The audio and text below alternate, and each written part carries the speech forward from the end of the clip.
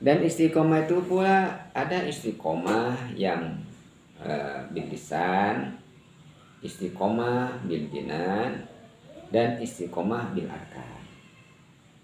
Innal ladzina qalu rabbunallah tsumma istaqamu tatanazzalu 'alaihimul malaikah alla takhafu wa la tahzanu wabsyiru bil jannati allati kuntum tu'adun.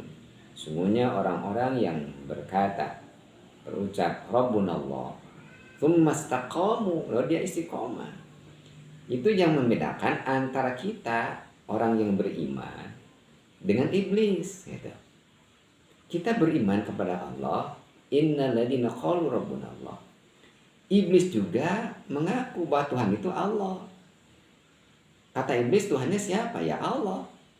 Tapi kita itu punya istiqomah, tsumastaqom. Iblis tidak tsumastaqom. Jadi yang membedakan antara iblis dan kita adalah ketika kita istiqomah. Innal ladzina qalu rabbunallah tsumastaqamu. Ketika istiqomah, tatanazzalu 'alaihimul malaikah. Allah akan turun malaikat. Kita akan diberi rasa takut kepada Allah. Alla takhafu wa la tahzanu, tidak akan rasa takut, hanya takut kepada Allah. Ada khauf, ada takwa. Kalau khauf itu takut yang mengakibatkan rasa gelisah. Takut tidak punya uang, takut tidak punya jabatan, takut tidak kebagian harta. Itu khauf, takut anaknya tidak bisa makan. Khauf. Sehingga menimbulkan kegelisahan. Tapi orang beriman akan dibasmi oleh Allah takwa. Takwa takut yang menimbulkan rasa tenang. Khauf minallah. Takwa minallah. Jadi orang yang istiqomah itu Allah takhafu, tidak akan punya khauf. Yang akan ditimbulkan adalah rasa takwa. Wala tahzanu, tidak akan merasa sedih. Gitu. Karena dia telah mengamalkan sesuatu dengan istiqomah. Istiqomah bil lisan, istiqomah bil jinan, wa istiqomah bil arkan. Ada 3, yaitu yang pertama istiqomah bil lisan. Istiqomah bil lisan itu adalah al-mudawamatu ala kalimat syahadah. Mendawamkan kalimat syahadat, mendawamkan kalimat-kalimat thayyibah, mendawamkan zikir, melakukan bacaan sholawat. Itu kalimat-kalimat yang lebih baik didawamkan oleh kita dengan hati kita.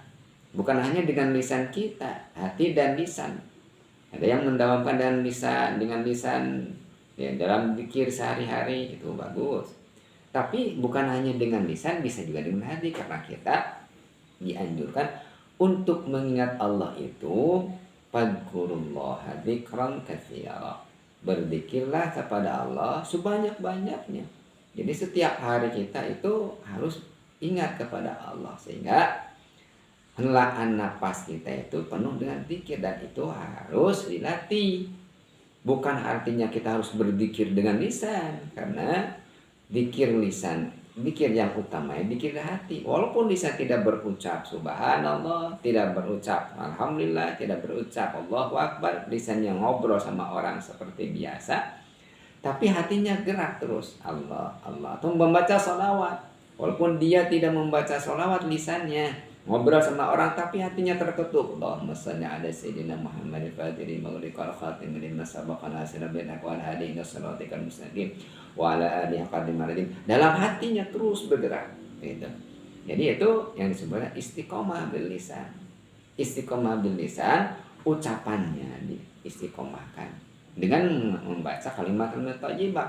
Oleh karena itu guru-guru kita mendawamkan istiqomah bil lisan supaya istiqomah masuk ke hati. Ucapan kita itu, apa yang dibiasakan dengan lisan kita masuk ke dalam hati kita.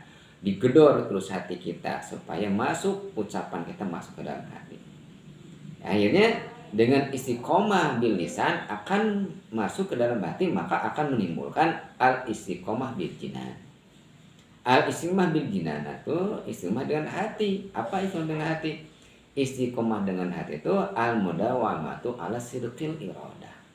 Dia akan mendawamkan sesuatu yang baik-baik. Dia akan melihat orang itu dengan sidqil iradah. Tidak ada kehendak yang jelek, baik saja. Mau makan, dia niat baik untuk ibadah. Mau kerja, dia niat baik untuk ibadah. Mau ngobrol, dia baik untuk ibadah. Jadi tidak ada sesuatu yang diniatkan untuk kejelekan. Bisa jadi orang itu niatnya baik, bentuknya bentuk baik, tapi jadi jelek karena jelek niatnya. Kata baginda, kam min amalin yatasawwar bi suratil akhir wa sabisudunya bisu inniya wa kam min amalin yatasawwar bisu dunya wa sabisu akhirah bi husni niyyah. Kata baginda, banyak amal-amalan yang gambarannya gambaran akhirat tapi menjadi gambaran dunia karena jelek niatnya. Kelihatannya dia itu sholat, puasa, membaca Quran, membaca sholawat, tapi niatnya jelek, akhirnya menjadi pahala dunia. Isu ini karena jelek niatnya. Tapi akan sebaliknya, banyak orang kata baginda yang kelihatannya gambarannya gambaran dunia, bekerja di sawah, di kantor, menjadi kuli bangunan dan lain sebagainya. Kelihatannya mencari dunia, tapi karena niatnya baik menjadi amal akhirat, dia mendapatkan pahala dari Allah Subhanahu wa taala karena sidqil iradah, dalam niatnya yang baik, ya, karena sedang istiqomah dalam jinannya. Sehingga lisan istiqomah, jinan hati istiqomah akan menampilkan arkan istiqomah bil arkan. Istiqomah dengan panca indera. Apa? Kita al-mudawam ala ta'at wal ibadah. Dia akan senantiasa mendawamkan taat dan ibadah. Kita dengan istiqomah hati, ucapan kita dan hati kita, maka badan kita akan bergerak menuju taat kepada Allah Subhanahu wa taala, menjadi enteng. Dan itu adalah karomah maknawiyah. Karomah secara maknawi, intinya karomah itu ketika seseorang beribadah kepada Allah dengan istiqomah. Jadi kalau kita melihat, orang umum melihat bahwasanya kehebatan para wali itu luar biasa. Emang dia para wali Allah punya keluar biasaan, tapi bukan karomah yang utama sebenarnya luar biasa. Justru karomah yang utamanya istiqomah dalam ibadah para awliya Allah. Jarang di antara kita kalau datang ke para awliya Allah berziarah, jarang untuk meminta kepada Allah. Mulai para awliya Allah minta diistiqomahkan ibadahnya. Kebanyakan kita itu meminta kepada Allah untuk hadiah dunia. Ya Allah, berilah rezeki dengan tawasul kepada waliullah. Ya Allah, berilah jabatan dengan tawasul kepada waliullah. Itu juga boleh. Tapi yang intinya para wali itu mengajak kepada Allah. Oleh karena itu, kalau para wali mengajak kepada Allah, ibadah kepada Allah, yang harus kita pinta yang lebih utama, yaitu ya Allah, berilah saya kekuatan untuk melaksanakan ibadah dengan doanya para wali tersebut. Jadi minta kepada Allah istiqomah dalam ibadah. Karomah yang ada di para wali itu yang utama karomah maknawiyah adalah karomah istiqomah di ibadah. Itu kata Syekh As-Sadili. Lalu wakashful hijab an qalbihi hatta arafa maulahu. Lalu istiqomah dalam karomah para wali secara manawi itu terbuka hijab. Artinya terbuka hijab bukan bisa melihat yang hantu, bukan melihat sesuatu yang tidak ini, tapi terbuka hatinya sehingga dia kenal kepada Allah.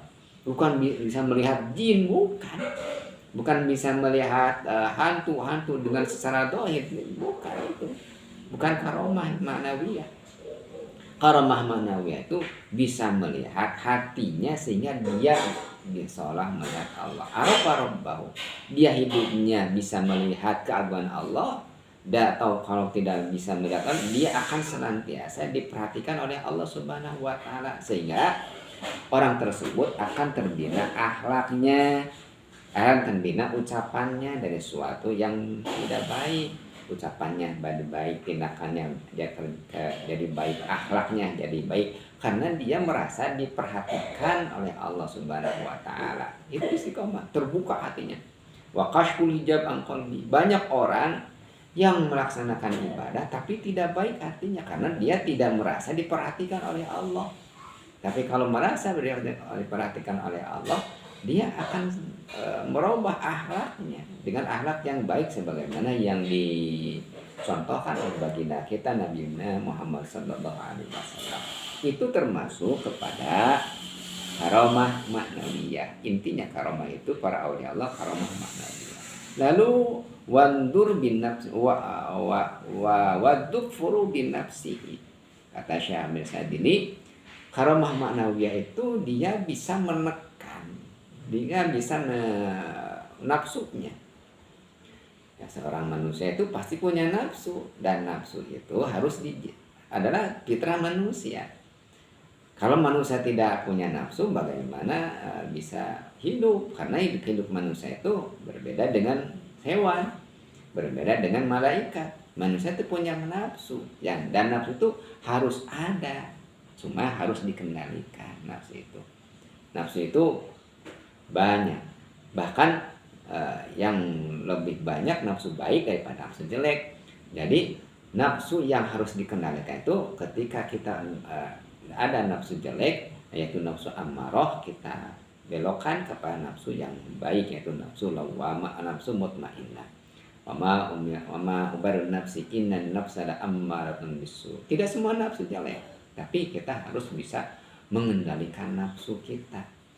Karomah para wali itu bisa mengendalikan nafsu kita, amarah kita, sesuatu yang mengakibatkan kejelekan. Lalu selanjutnya di antara karomah para wali itu adalah mukhalafahu hawahu. Dia bertolak belakang dengan keinginannya. Keinginannya untuk mencari dunia, keinginannya jabatan, keinginannya harta, keinginannya mempunyai sesuatu yang kemewahan. Itu keinginan dalam hatinya, manusiawi. Karena manusia itu kalau dikasih harta, pengen dikasih gunung, emas 1 gunung, pengen 2 gunung. Pengen dikasih 2 gunung, pengen 3 gunung, dan lain terus. Tidak akan memberi kepuasan kepada manusia kecuali manusia sudah diberi tanah di mulutnya, dan berarti dia telah meninggal. Karena itu dia jauhkan keinginannya, bertolak belakang dengan keinginan dirinya pribadi, harus dengan memenuhi keinginan Allah Subhanahu wa taala. Sehingga orang karomah para wali itu banyak, ya, para wali di antaranya yaitu karomah manawinya yaitu tidak menginginkan hal dunia, tidak menginginkan jabatan, menginginkan popularitas. Ya, yang dia inginkan bagaimana dia mendapat usul kepada Allah Subhanahu wa taala. Lalu di antara karomah maknawiyah para wali itu adalah wa quwwatu yakin. Kuat keyakinannya. Ketika dia berdoa pasti diijabah. Kita minta pasti Allah akan mengabulkan. Kita beribadah dia akan dapat pahala. Mengapa para wali Allah begitu yakin? Karena istiqomah tadi. Wa quwwatu yakin. Kuat keyakinannya. Kalau kita masih jauh dari keyakinan gitu. Kita percaya dari Allah tapi tidak yakin Allah akan menolong kita. Tapi para awliya Allah, apapun yang Allah kehendaki, Allah memberi kenikmatan kepada wali, Allah memberi musibah kepada wali, yakin untuk para wali Allah akan memberi jalannya. Para awliya Allah mendapat keyakinan yang kuat. Dan selanjutnya wasukunuhu dan diberi ketenangan. Watu manu billah, diberi ketenangan dia dalam beribadah kepada Allah Subhanahu wa taala. Dia itu sudah merasa tenang beribadah kepada Allah, tidak butuh apa-apa. Bahkan banyak orang yang datang ke orang soleh biasa-biasa saja karena dia tidak mendaki kemewahan dunia. Itulah para awliya Allah. Dan itu karomah yang harus kita cari itu yaitu istiqomah dalam ibadah. Oleh karena itu tadi disebutkan di awal, kun tolibal istiqomah, wala takun tolibal karomah. Carilah istiqomah dalam ibadah, janganlah mencari karomah dalam ibadah. Karena orang yang mencari karomah tidak dapat istiqomah. Tapi orang yang mencari istiqomah akan diberikan karomah oleh Allah Subhanahu wa taala, seperti para aulia Allah, kekasih Allah itu asalnya mencari istiqomah, tapi Allah dikasih karomah. Tapi banyak orang yang mencari karomah, belajar kadugalan, tapi sholatnya lali, puasanya tidak dikerjakan karena dia mencarinya karomahnya saja. Semoga ada manfaatnya. Wallahu muwaffiq ila aqwamit thoriq. Wassalamualaikum warahmatullahi wabarakatuh.